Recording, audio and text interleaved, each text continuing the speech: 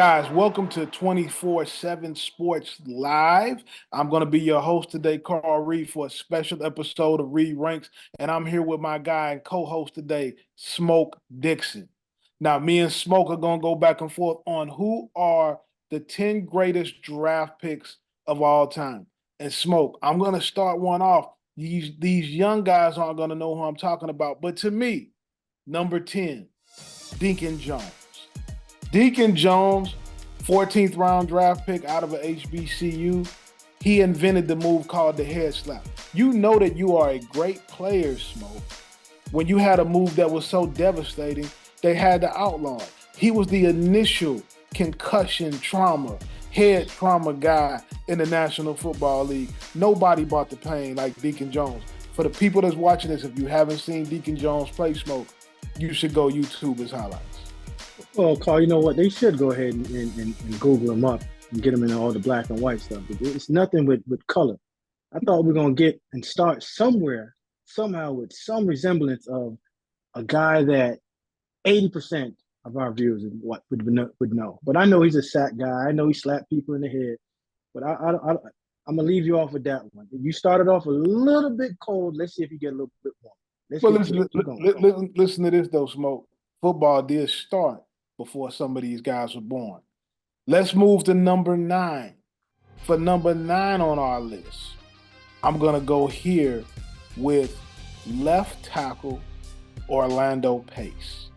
Orlando Pace, former number 1 draft pick, the cornerstone of the St. Louis Rams Super Bowl winning team, the greatest show on turf.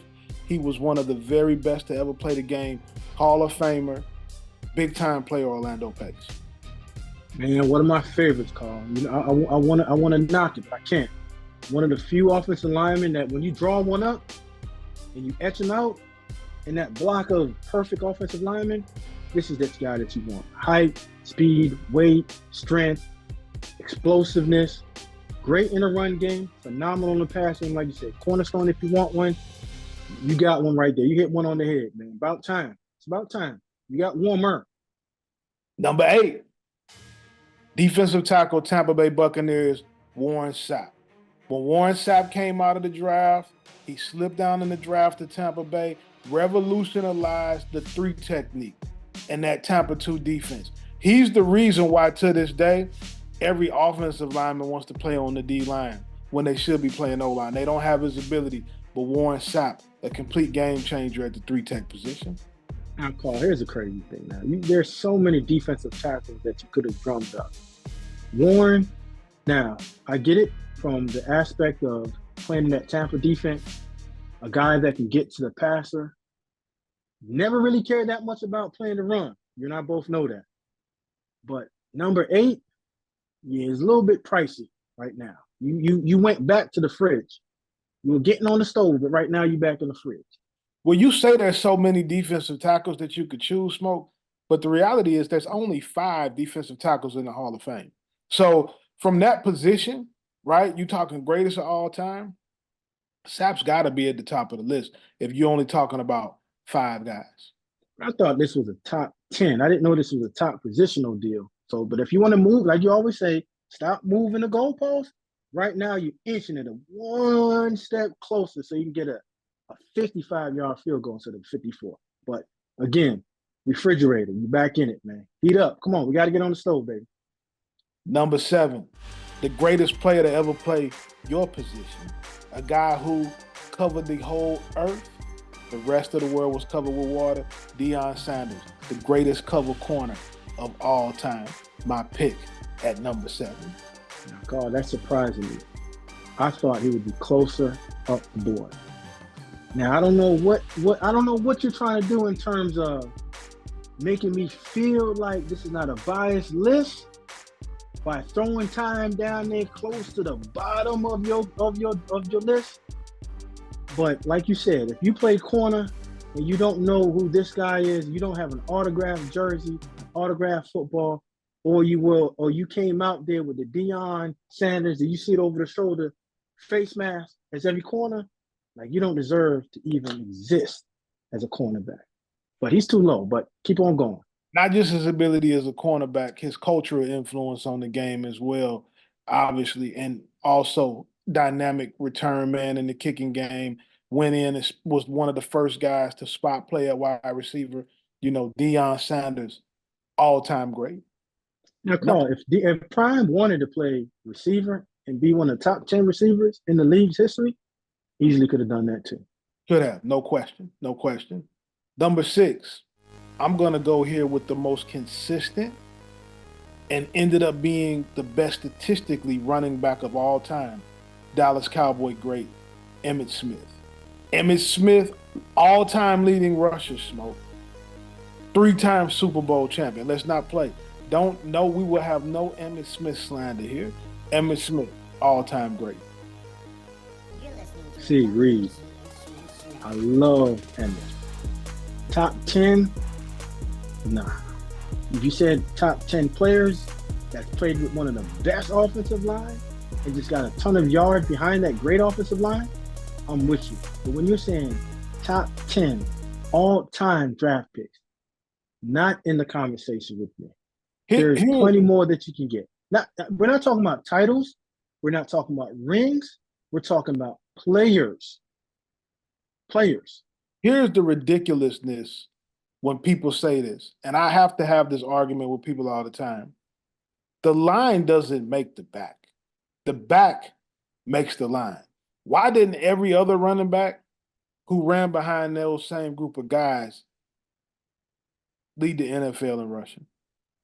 Well, like I said, I'm not taking anything away from Smith's ability to run behind a great offensive line and make that offensive line work. Because again, that was a great combination of the two. It was a match made in heaven. But when you're talking about a guy that needed an offensive line, he needed it.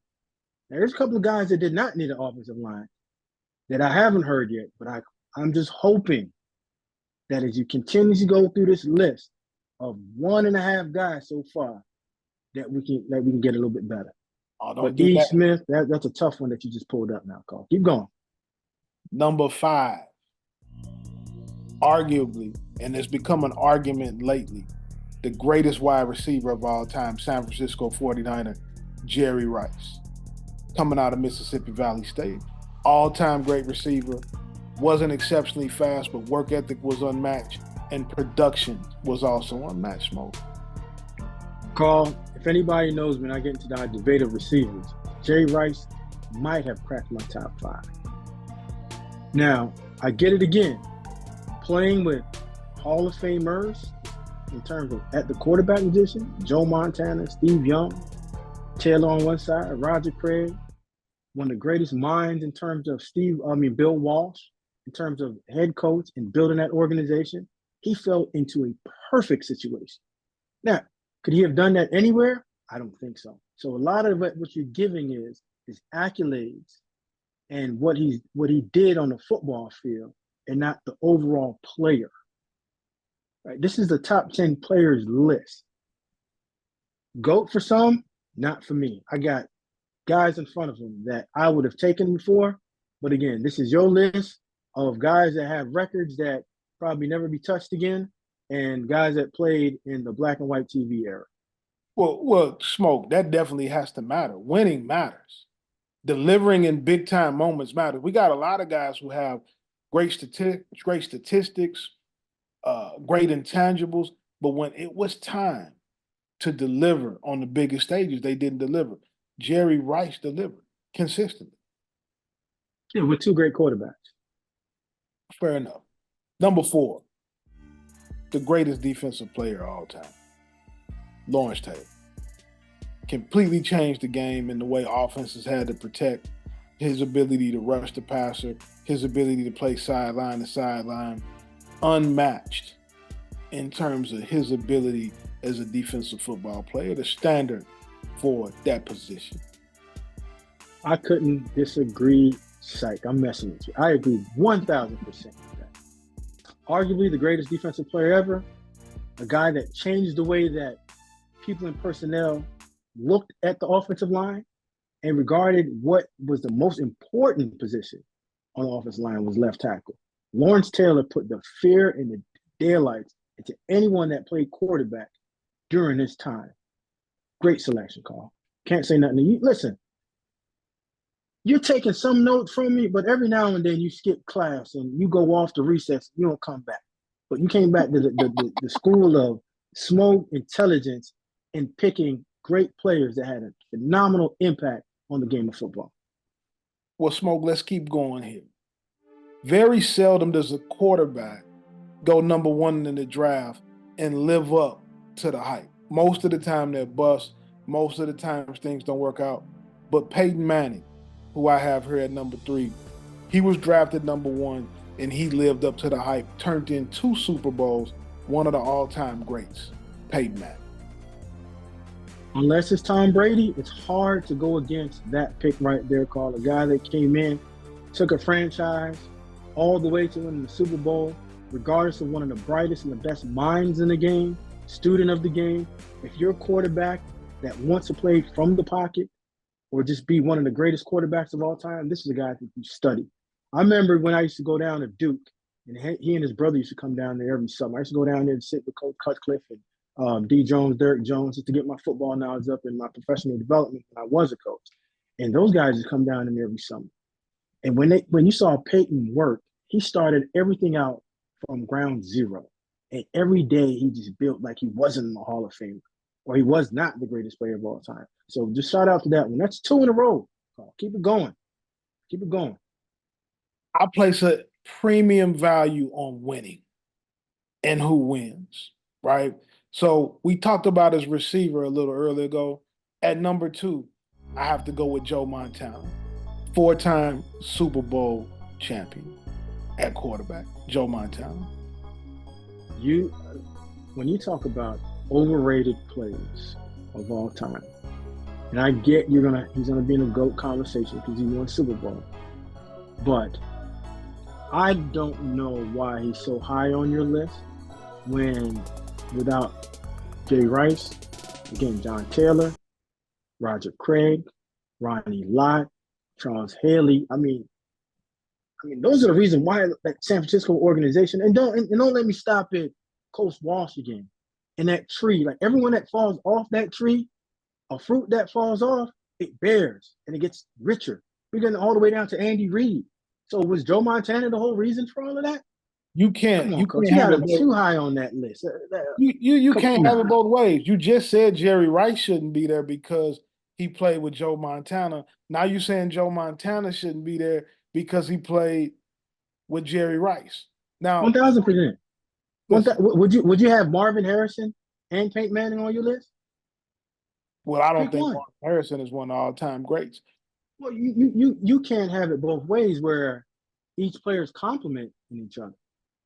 I just think that Joe Montana that high on that list, that's real rich. If you would have had him at 25, we're doing a top 25. It's not a top 25. It's a top 10. Now listen to this, Smoke. I'm listening. I've heard. I don't know how long, but I'm listening. I've heard from reliable sources that they call you Smoke because you were really, really fast. Right? At one point. But sometimes when I hear these conversations, I don't know if that's really why they call you Smoke. Let's move on. My number 1 pick, I don't think there's any pick in the history of football where he got drafted produced the results that happened. Tom Brady. New England Patriot, Tampa Bay Buccaneers set the standard in terms of Super Bowl wins. 7 Super Bowls, right?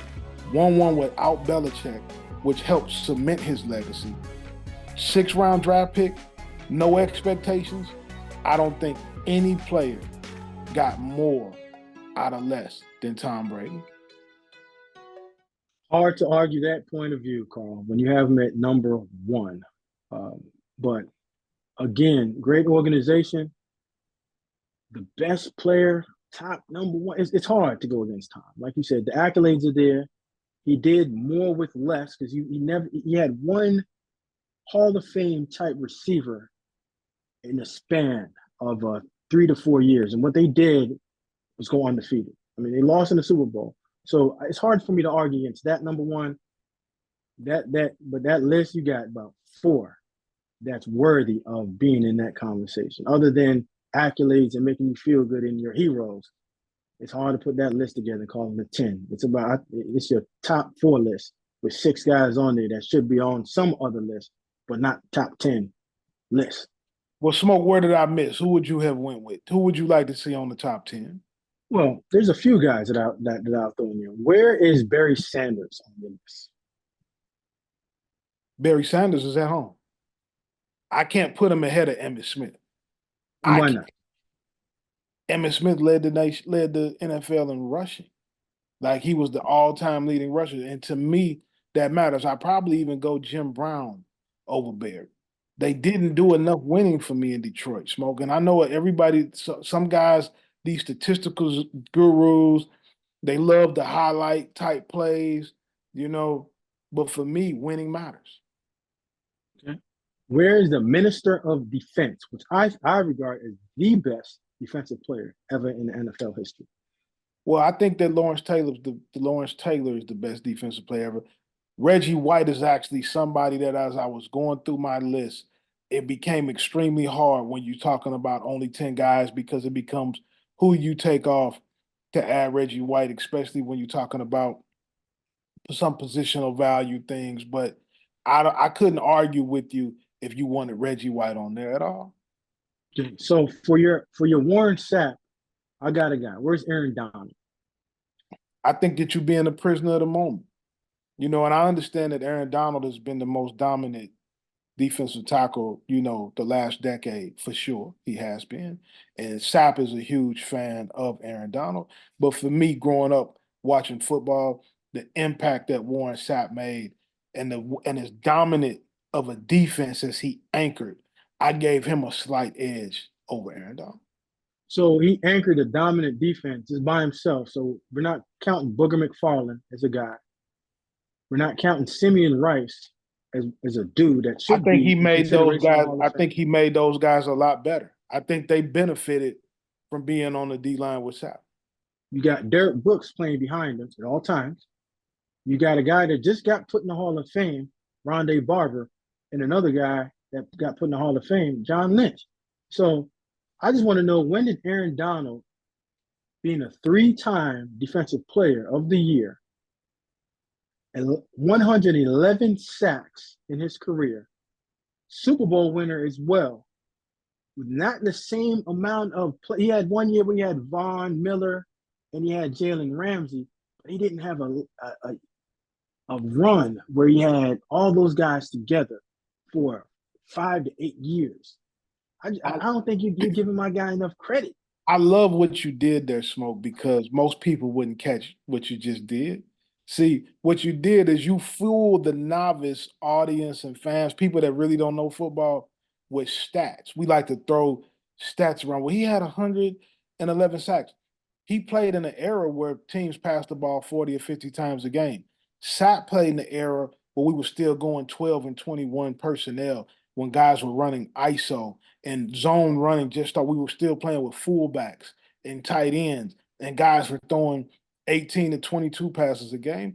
If you looked at the numbers, Aaron Donald participated probably in double, maybe triple the pass plays defensively as Warren Sapp did. So you can fool them with stats, but you can't fool me with. Got another one. Maybe the greatest defensive back, not counting prime, just all-around defensive back. Where's Ronnie Lott on that list? Ronnie Lott is always impressive, especially the whole cutting the finger off and playing. He had a level of toughness. But I'm surprised by you because you just hated on the Jerry Rice and Joe Montana, but Ronnie Lott was on the same team. How we gonna have it? You saying they loaded? He played defense. Let me ask you. He was an all-pro at corner, all-pro at safety, and feared. No one wanted to see Ronnie Lott. Nobody wanted to see that. Different era, different era where you can hit receivers. You can't hit receivers like that anymore. Before we get out of here, Smoke, quickly, what's your top 10? Give me your top 10. Okay. I'm gonna give you my list of guys. And we're gonna start off with this number. We got Orlando Pace. Marshall Faulk, maybe the most all-around running back of our era. Could line up at receiver, could line up. He lined up as a running back and gave you the business. MVP, offensive player, and he took that St. I know you're pretty familiar with the St. Louis Rams, aren't you? Oh, for sure. I hardly ever missed a game. You know they won. You know they won the Super Bowl. I'm aware. On that guy's back. Legendary parties. Like when you saw this, you knew it was coming. Okay. Sean Taylor, I believe the most athletically gifted safety that we would ever see. See, my list is going to compile some guys, this one-offs that you'll never see again. A guy that is not regarded highly for a lot, but if you study him over a period of time, Marcel Darius, defensive tackle. You see it. I had to throw it to my guy in. I know you had to throw I know you had to throw an Alabama guy in. I know you had to throw a homer in. And no disrespect to Marcel Darius. He was a great player, but top 10 all-time smoke. Let's be serious. Okay. There we go. We're going to keep going. Calvin Johnson, just in terms of just prospect, prototype, 6'5". They got a name for him called Megatron. Now let's keep going up the list. How about my man, Bo Jackson? A guy that was a baseball player. You never see this again. You're never going to see this again. This is a list of never seen athletes again in your life. Deion Sanders. It's already understood what it is. The prime. Lawrence Taylor. And my number one overall prospect of all time, NFL, John Elway. Don't know if you ever see another guy that if you're putting together the perfect quarterback, that you're going to put together a guy that's like that. Accurate, strong arm. If you want to get to the off-script plays, he got that for you. And he did take his team to 3 Super Bowls before they didn't win. And they came back with a great running game with some players around him, just like the ones that you listed on your top 10 list. And he won back-to-back Super Bowls. Let me ask you this, Smoke, before we run out. Caleb Williams, USC quarterback. Do you think that he ends up being an all-time great at the quarterback position? That's a hard question to answer just because of when you get into that conversation, a lot of things got to fall in line for you. You got to go to the right organization. Again, you got to have the right coaches around you. And you got to have some players that's going to help you along the way. Not carry you, but help you along the way. But he does have the tangibles and the skill set to get into that conversation. Yes, I agree.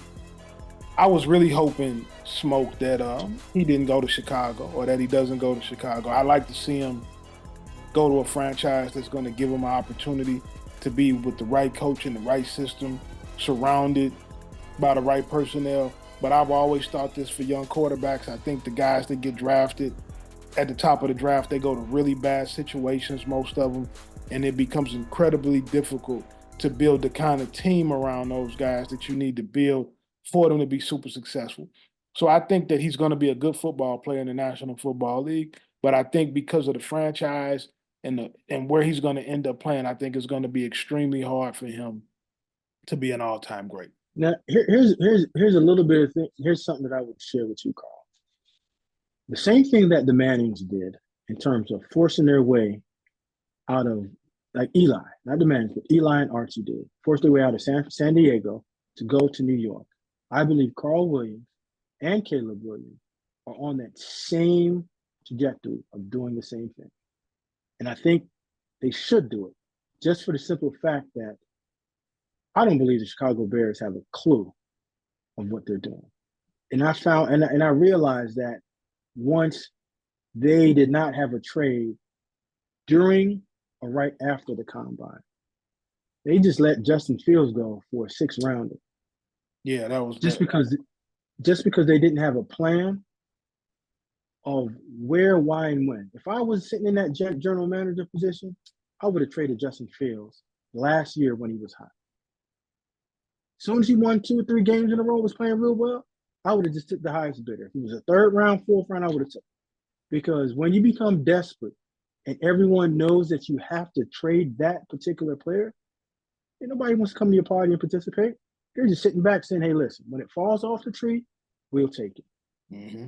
But you can't do that with a talent like that, to just let it go just because you didn't have a plan to begin with. You just overpriced the value of your product, and now you have to sell it for cheap.